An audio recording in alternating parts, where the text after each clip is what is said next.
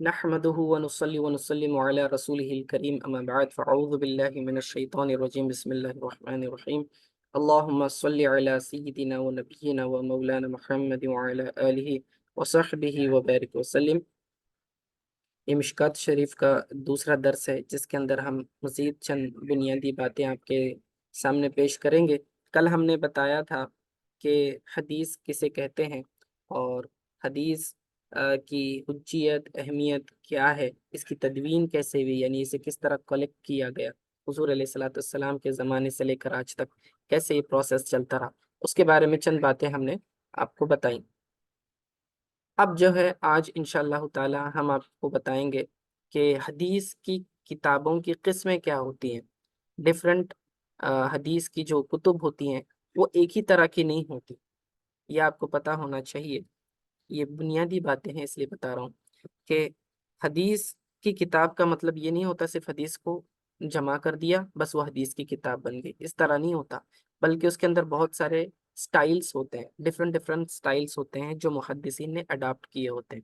ان styles کے basis پر حدیث کی کتابوں کی بھی قسمیں کی جاتی ہیں، ٹھیک ہے، یعنی انہیں کیٹیگرائز کیا جاتا ہے بیسڈ آن اٹس کنٹینٹ۔ حدیثوں کو جس ترتیب پر انہوں نے جمع کیا ہوا ہے اس بیسس پر حدیث کی کتابوں کی کلاسیفیکیشن کی جاتی ہے، جن میں سے سب سے پہلی کلاسیفیکیشن آتی ہے صحیح کی، یعنی جب کبھی کسی کتاب کو صحیح کہا جاتا ہے تو اس سے مراد جو ہے یہ صحیح اور غلط والا کنسپٹ نہیں ہے، بلکہ حدیث کی قسموں میں سے ایک قسم ہے حدیث صحیح، ٹھیک ہے۔ تو حدیث کی وہ کتاب جس میں صرف احادیث صحیحہ کو جمع کرنے کا اہتمام کیا گیا ہو، جیسے امام بخاری کی صحیح البخاری کہا جاتا ہے اور امام مسلم کی کتاب کو صحیح مسلم کہا جاتا ہے۔ تو یہ لفظ صحیح کیوں بڑھاتے ہیں؟ یہ حدیث کی کیٹیگری کو بتا رہا ہے۔ یہ وہ دو کتابیں ہیں جن کے مصنفین نے اس بات کی کوشش کی ہے کہ اپنی کتاب میں صرف اور صرف صحیح حدیثیں درج کریں۔ ان میں صحیح بخاری، صحیح مسلم، صحیح ابن خزیمہ، صحیح ابن حبان اور حاکم کی مستدرک یہ شامل ہے۔ تو جب کبھی آپ کو کسی حدیث کی کتاب کے شروع میں لفظ صحیح نظر آ جائے تو سمجھنا کہ یہ کون سی کتاب ہے؟ ایسی کتاب جس کے اندر مصنف نے، کتاب لکھنے والے محدث نے کیا کیا ہے، اس کے اندر کوشش کی ہے کہ حدیث صحیحہ جمع کیے جائیں، ٹھیک ہے۔ پھر بعد کے محدثین نے ان کتابوں کا دوبارہ جائزہ لیا، اینالائز کیا اور یہ پھر طے کرنے کی کوشش کی کہ واقعتاً مصنف نے اپنی شرائط کو جو سیٹ کیا تھا کہ ہم اس کے اندر صرف صحیح حدیث لائیں گے، تو اس شرط کو پورا کرنے میں وہ لوگ کتنے کامیاب رہے۔ بعد کے محدثین پھر اس کو اینالائز بھی کرتے ہیں۔ تو اس ریسرچ، اس تحقیق کے مطابق صرف بخاری اور مسلم ایسی کتب ہیں جن کی احادیث کم از کم سند کے اعتبار سے صحت کے اعلیٰ ترین معیار پر پوری اترتی ہیں۔ باقی مصنفین نے اگرچہ کہ کوشش بہت کی ہے مگر ان کی کتب میں بعض جو ہیں ضعیف احادیث بھی آ گئی ہیں، ٹھیک ہے۔ تو درجے کے اعتبار سے بخاری اور مسلم کی بخاری اور مسلم کی چند روایات پر متن اور جو ہے درایت کے اعتبار سے بھی کچھ تنقید کی گئی ہے، مگر ان کی اسناد کے معاملے میں کوئی اختلاف نہیں ہے۔ تو اوورآل آپ بس ایسے ہی سمجھ لیں کہ حدیث صحیحہ کثرت سے جس کتاب میں جمع کی جاتی ہیں تو اس کو جو ہے صحیح کتاب کا نام دے دیا جاتا ہے محدثین کے ٹرمینالوجیز میں، ٹھیک ہے۔ تو یہ صحیح جب لفظ بولا جا رہا ہے تو صحیح غلط کے مقابلے میں نہیں ہے، اوکے، کیونکہ بعض حدیثیں حسن درجے کی بھی ہوتی ہیں جنہیں صحیح جو ہے کہہ دیا جاتا ہے، اوکے۔ تو صحیح کتاب ہے اس کا مطلب یہ نہیں کہ اس کے اندر کوئی حسن درجے کی کتاب حدیث نہیں ہوگی، ٹھیک ہے۔ تو صحیح کتاب ہے تو اس کے اندر حسن درجے کی بھی روایت ہو سکتی ہے۔ اچھا، اب ایک حدیث کی کتاب کی دوسری قسم ہے سنن۔ سنن کسے کہا جاتا ہے؟ اس قسم کی کتابیں فقہ کے موضوعات کے مطابق لکھی جاتی ہیں، یعنی جو ہمارے جورسپروڈنس فقہ کے ابواب ترتیب دیے جاتے ہیں، احکام فقہیہ اس کے مسائل کے اعتبار سے جو ہے مسائل ذکر کیے جاتے ہیں کتب فقہ میں، اس سیکوینس میں جو ہے حدیثیں لائی جاتی ہیں، تو اسے کیا کرتے ہیں، اسے اس کتاب کو سنن کہا جاتا ہے۔ ایسی حدیث کی کتاب جس کے اندر احادیث جو ہیں فقہ کے ٹاپکس کے حساب سے جمع کی جائیں، اسے سنن کا نام دیا جاتا ہے۔ سمجھ میں آ رہا ہے؟ ٹھیک ہے۔ مثال کے طور پر کتاب الطہارت، طہارت سے متعلق ساری حدیثیں آ گئی، پھر اس کے بعد کتاب الصلاۃ، نماز کے متعلق پھر ساری حدیثیں لا رہی، پھر اس کے بعد روزہ، زکوٰۃ، حج، پھر اس کے بعد نکاح، طلاق، رضاعت، مزاربت، پھر اس کے بعد بیع کے مسائل، تجارت کے مسائل۔ اس طرح جو یہ فقہی کتابوں میں ترتیب ہوتی ہے نا، ویسی ہی ترتیب پر حدیثوں کو جمع کیا جاتا ہے ان ٹاپکس کے ریلیٹڈ۔ تاکہ ایسا کیوں کیا جاتا ہے؟ تاکہ ایک ہی موضوع سے متعلق حدیثیں ایک جگہ جمع ہو جائیں اور فقہا جو ہے اس سے استنباط آسانی سے کر سکیں۔ مثال کے طور پر اگر کوئی پرٹیکولر سیکوینس اس کے اندر نہ ہو تو پھر طہارت سے متعلق حدیث تلاش کرنے کے لیے پوری کتاب اول سے آخر پڑھنی پڑے گی، تو یہ بہت ایک ڈیفیکلٹ چیلنج ہو جاتا ہے، اتنا تو پھر وقت نہیں ہوتا۔ تو پھر کیا کیا جاتا ہے، محدثین اس بات کا اہتمام کرتے ہیں کہ ریلیونٹ جو حدیثیں ہوتی ہیں ٹاپک سے ریلیٹڈ اس کو ایک جگہ جمع کر دیتے ہیں، اور یہ سیکوینس کون سی ہوتی ہے؟ فقہ کی کتابوں میں جو سیکوینس ہوتی ہے وہ سیکوینس وہ فالو کرتے ہیں۔ تو ایسی حدیث کی کتاب کو سنن کہا جاتا ہے، ٹھیک ہے۔ سنن جیسے کہ سنن ابو داؤد، سنن ترمیزی، سنن نسائی۔ آپ نے یہ سنا ہے حدیث کی کتابوں کے آگے سنن لفظ لکھا ہوتا ہے، تو اس سے کیا مراد ہوتا ہے کہ اس کے اندر حدیثیں کس آرڈر پر لائی گئی ہیں، کس سیکوینس پر لائی گئی ہیں؟ فقہ کے ابواب کی ترتیب پر لائی گئی، بس، ٹھیک ہے۔ اب بعض جو ہے یاد رکھیں، ایک اور قسم ہے جامع حدیث کی، وہ کتاب جس میں 8 عنوانات کے تحت جو ہے احادیث لائی جائیں، اور وہ 8 عنوانات کون سے؟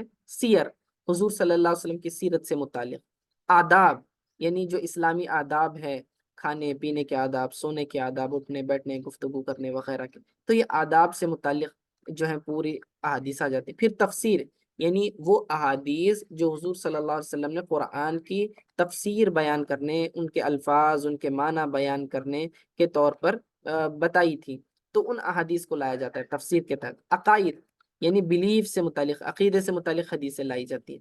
فتن یعنی جو فتنے اٹھیں گے اور تا قیامت آنے والے جو فتنے ہیں، ان فتنوں کے متعلق جو ہے لکھا ہوا ہوتا ہے۔ پھر احکام، احکام یعنی وہ ساری مسائل، جیسے کہ میں نے سنن کے تعلق سے ذکر کیا کہ نماز کے مسائل، احکام، نماز کے احکام، روزے کے، زکوٰۃ کے، حج کے وغیرہ، وہ سارے سارے احکام، ٹھیک ہے، تو احکام بھی آ جاتے ہیں۔ پھر اشرات، اشرات یعنی علامات، یہ قیامت کی علامات کے متعلق، ٹھیک ہے، قیامت کی کون کون سی علامتیں ہیں اس کے متعلق حدیثیں لاتے ہیں۔ پھر مناقب، مناقب یعنی کہ کسی کی فضیلتیں بیان کرنے میں، صحابہ کی، کون سے صحابی کی کیا فضیلت ہے، یا کسی علاقے کی فضیلت، یا پھر شہر کی فضیلت، ٹھیک ہے، تو یہ مناقب کے اوپر جو ہے احادیث لائی جاتی ہیں۔ تو ایسی کتاب کو کیا کہا جاتا ہے؟ جامع کہا جاتا ہے۔ کیا کہا جاتا ہے؟ جامع، کیونکہ 8 عنوانات کے تحت احادیث لائی گئی ہیں، اوکے۔ اب یاد رکھیں کہ جامع اور پھر سنن میں کیا فرق ہے، کیونکہ سنن میں بھی تو جو ہے تمام احکام ہوتے ہیں، احکام سے متعلق حدیثیں ہوتی ہیں، اور جامع میں بھی ہوتی ہیں۔ فرق کیا ہے؟ دونوں میں فرق اچھی طرح سے سمجھ لیں، ٹھیک ہے، کہ سنن اور جامع میں یہ فرق ہے کہ سنن میں عقائد، سوانح، حیات اور مناقب سے متعلق احادیثیں درج نہیں کی جاتی، بلکہ صرف احکام سے متعلق احادیثیں ہوتی ہیں، ٹھیک ہے، صرف احکام سے متعلق ہوتی ہے، اس لیے انہیں سنن کہا جاتا ہے، جیسے کہ امام ابو داؤد کی سنن، ٹھیک ہے، اور امام نسائی کی جو سنن ہے، تو اس کے اندر صرف احکام سے متعلق احادیثیں ہیں، اس کے اندر سیرت سے متعلق، یا پھر آپ کہہ لیں کہ عقائد سے متعلق یا مناقب سے متعلق حدیثیں نہیں لائی جاتی، ٹھیک ہے، تو یہ بات ہو گئی۔ اسی طرح ایک احکام کی احادیث پر مشتمل کتب جو پہلے لکھی گئی تھیں ان میں سے جو ہے ایک قدیم کتب کو موطا بھی کہا جاتا ہے، ٹھیک ہے۔ احکام سے متعلق، صرف دین کے احکام سے متعلق احادیثیں اکٹھی کی جاتی ہیں، اور اس میں بھی ترتیب جو ہے فقہ کے ابواب کے مطابق ترتیب دی جاتی ہے، جیسے کہ کتاب الصلاۃ، پھر زکوٰۃ، پھر صوم، پھر حج، پھر بیوع یعنی کہ تجارت کے مسائل، پھر کتاب الامارات یعنی کہ بادشاہی وغیرہ نظام کے۔ تو اس کی مثال میں جو ہے امام مالک کی موطا ہے، اسی طرح امام محمد بن حسن شیبانی کی بھی موطا ہے۔ بعد کے دور میں پھر اس کو سنن کا نام دیا گیا۔ تو موطا اور سنن عموماً دونوں کے اندر ایک ہی کنٹینٹ ہوتا ہے، ایک ہی طرح کی ترتیب ہوتی ہے۔ ابتدا میں اسے موطا کہا جاتا تھا، بعد میں جو ہے سنن کہا جانے لگا بعد کے دور میں۔ سمجھ میں آ گیا فرق موطا اور سنن کے اندر کیا فرق ہے؟ ٹھیک ہے۔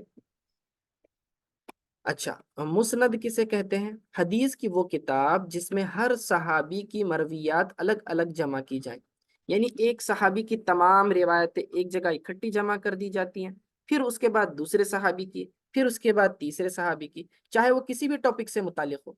مثال کے طور پر حضرت ابو ہریرہ رضی اللہ تعالیٰ عنہ ایک صحابی ہیں، اب ان سے جو جو روایتیں ملی، چاہے وہ احکام سے متعلق ہوں، عقائد سے متعلق ہوں، مناقب سے متعلق ہوں، کسی سے بھی متعلق ہوں، تو ٹاپک کا خیال نہیں رکھا جاتا اس میں، صرف دیکھا جاتا ہے کہ روایت کس سے ملی ہے، راوی کون ہے۔ تو راوی حضرت ابو ہریرہ رضی اللہ تعالیٰ عنہ، تو ساری روایتیں ان کی ایک جگہ، پھر دوسرے صحابی کی، پھر تیسرے صحابی کی، اس طرح جو ہے صحابی کے نام کی ترتیب سے کیا کیا جاتا ہے، روایتیں جمع کی جاتی ہیں۔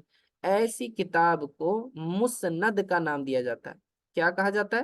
مسند، ٹھیک ہے۔ جیسے مسند امام احمد، مسند امام اعظم ابو حنیفہ رحمۃ اللہ تعالی علیہ، تو یہاں امام احمد کی مسند ہے، امام اعظم ابو حنیفہ رحمۃ اللہ تعالی علیہ کی مسند ہے، اسی طرح اور بھی مسند ہے۔ تو جب کبھی مسند لفظ آپ کو حدیث کی کتاب کے ساتھ نظر آئے، سمجھ جانا اس کے اندر ترتیب کون سی ہے، سیکوینس کون سی ہے، صحابہ کے ناموں کی ترتیب کے اعتبار سے احادیث لائی گئی، ٹھیک ہے۔ اسی طرح ایک ہوتی ہے معجم۔ معجم حدیث کی اس کتاب کو کہا جاتا ہے کہ جس میں مصنف کیا کرتا ہے، اپنے اساتذہ کی ترتیب سے احادیث کو اکٹھا کرتا ہے۔ اب بعد کے لوگ جو ہیں صحابہ سے نہیں لیے نا، صحابہ سے پھر تابعین نے لیا، تابعین نے اس کے بعد تابعین نے لیا، اس طرح سے آگے سلسلہ جاری رہا۔ تو بعد کے محدثین تک جو حدیث پہنچی، جن شیوخین سے انہوں نے وہ حدیث کو سنی، تو اپنے شیوخ کے ناموں کی ترتیب کے اعتبار سے حدیث کو کلیکٹ کرتے ہیں، ٹھیک ہے۔ تو ان اساتذہ کے ناموں کو عموماً جو ہے الفابیٹیکل آرڈر میں رکھا جاتا ہے، حروف تہجد سے ترتیب دیا جاتا ہے۔ اس کی مثال جو ہے امام طبرانی کی 3 کتابیں ہیں، المعجم الکبیر، المعجم الاوسط، المعجم الصغیر۔ کبیر بڑی، اوسط جو ہے ایوریج ماڈریٹ، اور صغیر چھوٹی۔ تو یہ تینوں کتابیں امام طبرانی کی ہی ہیں۔ تو انہوں نے معجم کیوں نام دیا، کتاب کے شروع میں معجم کیوں ڈالا گیا؟ کیونکہ اس کے اندر سیکوینس کون سی فالو کی گئی ہے، اپنے اساتذہ، اپنے شیوخین کے ناموں کی سیکوینس فالو کی گئی ہے، ٹھیک ہے۔ اگر صحابہ کی سیکوینس میں اگر احادیث لاتے ہیں تو وہ کیا بن جاتی ہے، مسند بن جاتی ہے۔ اگر شیوخین اپنے اساتذہ کے ناموں سے اگر سیکوینس بناتے ہیں آپ، تو وہ معجم کہلائیں گے، ٹھیک ہے۔ اب آگے مستخرج۔ مستخرج اس کتاب کو کہتے ہیں کہ جس میں کسی دوسری کتاب میں بیان کردہ احادیث کی ایکسٹرا سندیں بیان کی جاتی ہیں، ٹھیک ہے۔ سند کسے کہتے ہیں؟ Chain of narrators. مثال کے طور پر امام بخاری نے اپنی کتاب میں ایک حدیث بیان کی، اس کی ایک پرٹیکولر سند ہے، فلاں صحابی سے انہوں نے سنا، انہوں نے سنا، انہوں نے سنا، ایک چین انہوں نے نقل کر دی۔ دوسرے محدث تک بھی وہ حدیث پہنچی، لیکن ان کو جو حدیث پہنچی دوسری چین سے پہنچی، کسی دوسرے صحابی سے وہی حدیث ملی، ٹھیک ہے۔ تو اب وہ دیکھتے ہیں کہ یہ جو سند ہے یہ بھی صحیح ہے، لیکن امام بخاری نے اس کو نقل نہیں کیا ہوا ہے، ٹھیک ہے۔ تو مزید اسناد کیا کرتے ہیں، اصل کتاب میں نہیں ہوتی ہیں، ایکسٹرا سندیں بیان نہیں کی ہوتی ہیں، تو یہ کیا کرتے ہیں، بعد کے جو ہے محدثین ایسی کتاب لکھتے ہیں، ان احادیث کو جمع کرتے ہیں اور ان اسناد کے ساتھ جمع کرتے ہیں جو اصل مصنف سے، اوریجنل جو مصنف ہے اس نے نقل نہیں کی ہوئی ہوتی ہے۔ حدیث وہی ہوتی ہے، جیسے کہ امام بخاری کے پاس بھی وہ حدیث ہوگی اور دوسرے محدث کے پاس بھی وہی ہوگی، لیکن چین آف نریٹر جو ہے، بیان کرنے والے راویوں کے نام الگ ہوتے ہیں، اس میں الگ ہوتے ہیں، اس میں الگ ہوتے ہیں، لیکن بات وہی ہوتی ہے، ٹھیک ہے؟ تو وہ سندوں کو جمع کرتے ہیں۔ اس کی مثال ابو نعیم الاصفہانی کی المستخرج علی الصحیحین ہے، ٹھیک ہے، المستخرج علی الصحیحین۔ تو امام ابو نعیم نے کیا کیا؟ اس کتاب میں بخاری اور مسلم میں بیان کردہ حدیثوں کی ایکسٹرا سندیں بیان کی ہیں قوت کے لیے۔ ایسا کیوں کرتے ہیں؟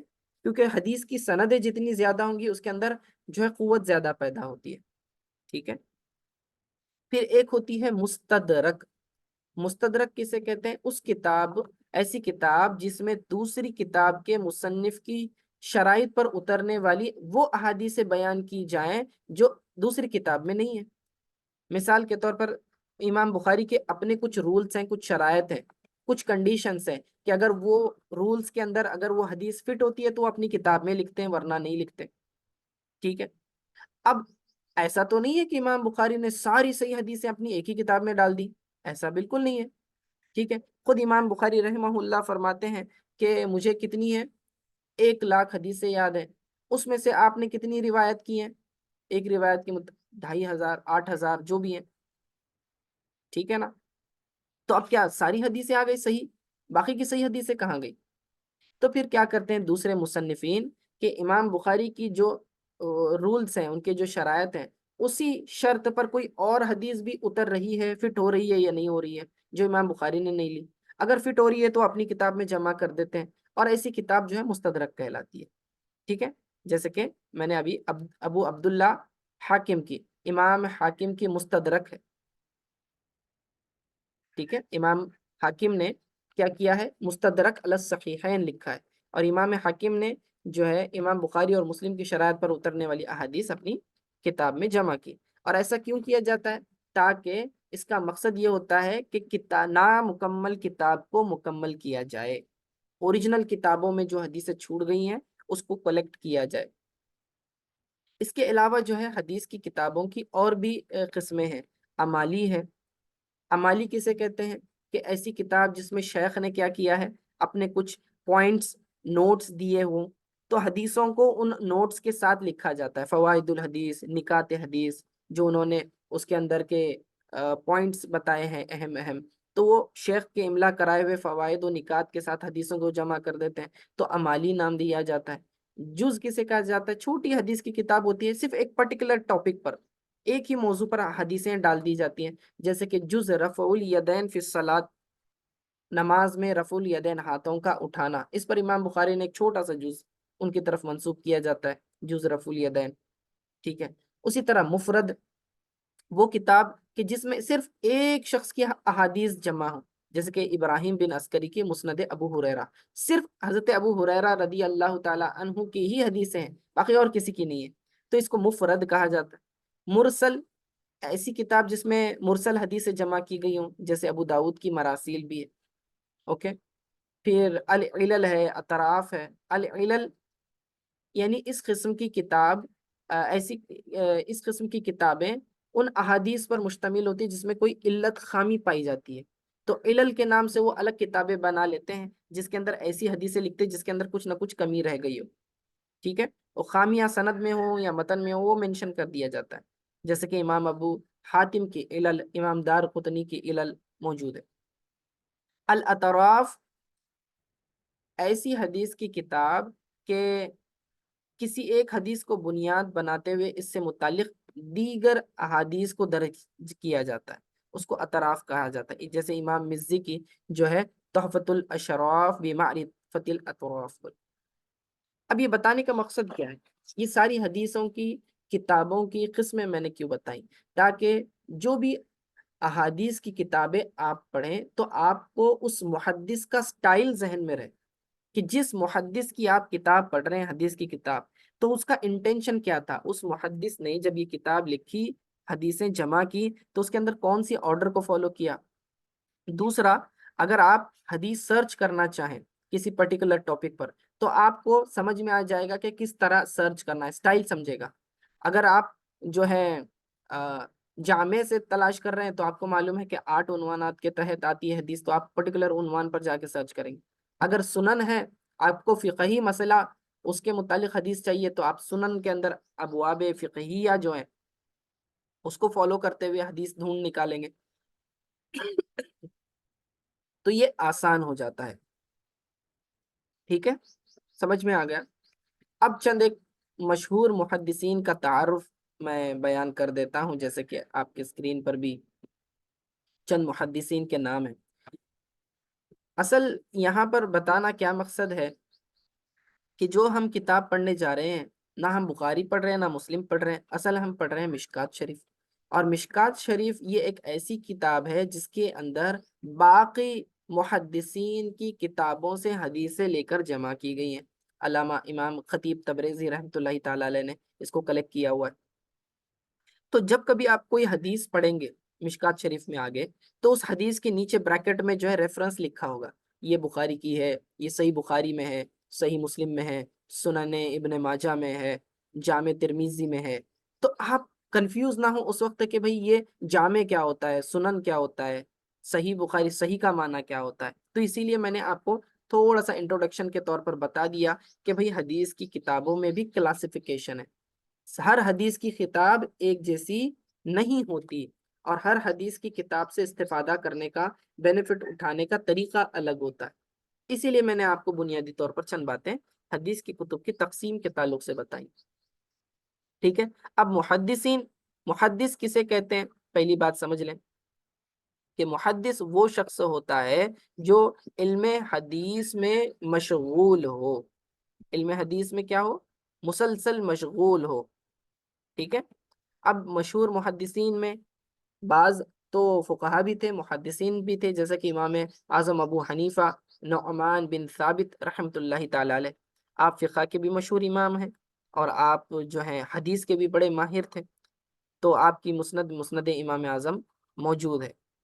ٹھیک ہے، اسی طرح امام مالک بن انس رحمۃ اللہ تعالی علیہ مدینہ کے مشہور امام ہیں، فقیہ بھی ہیں، محدث بھی ہیں۔ ٹھیک ہے، اور امام محمد بن ادریس الشافعی، امام شافعی رحمۃ اللہ تعالی علیہ محدث بھی ہیں، فقیہ بھی ہیں، مسند شافعی موجود ہے۔ امام احمد بن حنبل رحمۃ اللہ تعالی علیہ، یہ فقیہ بھی ہیں، محدث بھی ہیں، اور ان کی اپنی کتاب ہے مسند احمد، بڑی کتاب ہے، زبردست کتاب ہے، بہت احادیث ہیں اس میں۔ ٹھیک ہے، اور آپ کے شاگردوں میں بخاری و مسلم بھی شامل ہیں، یعنی امام بخاری اور امام مسلم وغیرہ تو یہ امام احمد بن حنبل کے شاگردوں میں آتے ہیں۔ آگے پھر حضرت عبداللہ بن مبارک رحمۃ اللہ تعالی علیہ فقہ کے مشہور امام ہیں۔ ٹھیک ہے، اور آپ نے اخلاقیات، تزکیہ نفس، جہاد اور تعمیر شخصیت سے متعلق کئی کتب لکھی ہیں۔ حضرت سفیان بن عیینہ کوفہ کے رہنے والے تھے، لیکن بعد میں مکہ میں مقیم رہے۔ آپ کا شمار اہل حجاز کے بڑے علماء میں ہوتا ہے، اور امام شافعی کا کمپیریزن، امام شافعی آپ کا کمپیریزن امام مالک سے کیا کرتے تھے۔ کس کا؟ سفیان بن عیینہ۔ امام شافعی جو ہے کمپیر کرتے تھے سفیان بن عیینہ کو امام مالک سے۔ کتنی بڑی شخصیت ہوں گی، آپ اندازہ لگائیں۔ پھر حضرت یحییٰ بن معین رحمۃ اللہ تعالی علیہ، اسی طرح یہ جرح تعدیل کے بہت بڑے ماہر تھے، یعنی کہ حدیث کے اندر جو بھی نقص ہے، کمیاں ہیں، وہ فوراً پہچان لیتے تھے، بغداد کے رہنے والے تھے۔ پھر اسی طرح امام محمد بن اسماعیل بخاری، یہ امام بخاری ہیں۔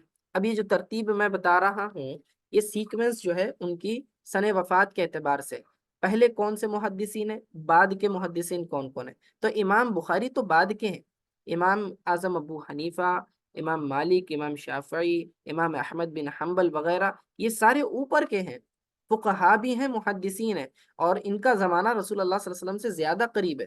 یہ امام بخاری بعد کے ہیں۔ ٹھیک ہے، آپ فن حدیث کے مشہور ترین امام ہیں، اور ان کی کتاب کو صحیح البخاری کا نام دیا جاتا ہے۔ ٹھیک ہے، اسی طرح امام مسلم بن حجاج رحمۃ اللہ تعالی علیہ، یہ آپ کا تعلق جو ہے ازبکستان سے ہے، اس کے شہر نیشاپور، مشہور ترین اپنے زمانے کے محدث گزرے ہیں، اور ان کے اساتذہ کون کون ہیں؟ امام احمد بن حنبل اور بخاری۔ یہ بھی آپ کے اساتذہ میں شامل ہے، اور آپ کی کتاب صحیح مسلم ہے، اور بخاری شریف کے بعد جو ہے مسلم شریف کو بہت اہمیت حاصل ہے۔ اسی طرح امام ابو عیسیٰ ترمذی رحمۃ اللہ تعالی علیہ، آپ کی حدیث کی مشہور کتاب جامع ترمذی ہے، اور یہ جو ہے امام بخاری کے بھی شاگرد ہے۔ حضرت ابن ابی حاتم رازی جرح و تعدیل کے مشہور امام ہیں، ایران سے تعلق رکھتے تھے، بہت کتابیں انہوں نے لکھی ہے۔ اسی طرح امام احمد بن حسین البیہقی حدیث کے ائمہ میں سے تھے، آپ کا سب سے بڑا کارنامہ سنن الکبریٰ للبیہقی ہے، جو احکام سے متعلق احادیث کے سب سے بڑے مجموعوں میں سے ایک۔ تو یہ نام میں کیوں بتا رہا ہوں؟ کیونکہ انہی کی کتابوں کے ریفرنس علامہ خطیب بغدادی نے اپنی کتاب مشکات شریف میں دی ہوئی۔ تو امام خطیب بغدادی آپ علوم حدیث کو مرتب کرنے والوں میں نہایت ہی اہمیت کے حامل ہیں۔ آپ کا تعلق جو ہے کوفہ سے ہے، اور عالم اسلام کے مختلف شہروں میں علم کی تلاش میں نکلے، آخر کار بغداد میں رہائش اختیار کی، ٹھیک ہے۔ اسی طرح علامہ ابن عبد البر رحمۃ اللہ تعالی علیہ اسپین کے تھے، قرطبہ سے تعلق تھا آپ کا، اسماء الرجال کے امام ہیں۔ پھر اسی طرح علامہ عبد الغنی المقدسی، آپ دمشق کے ہیں، مصر کے شہر اسکندریہ اور ایران کے شہر اصفہان وغیرہ میں مقیم رہے تھے آپ۔ آپ نے ایک ضخیم کتاب الاکمال کے تصنیف کی ہوئی لکھی ہوئی۔ علامہ ابن الاثیر ہیں، علامہ جلال الدین سیوطی ہیں، تو یہ بھی ایسے محدثین ہیں۔ یہ تو چند میں نے نام گنوائے، کیونکہ عموماً امام علامہ خطیب تبریزی علیہ رحمہ نے جو ہے جا بجا حدیثیں جو نقل کی ہوئی ہیں ان کی کتابوں سے ریفرنسز دیے ہوئے، ٹھیک ہے۔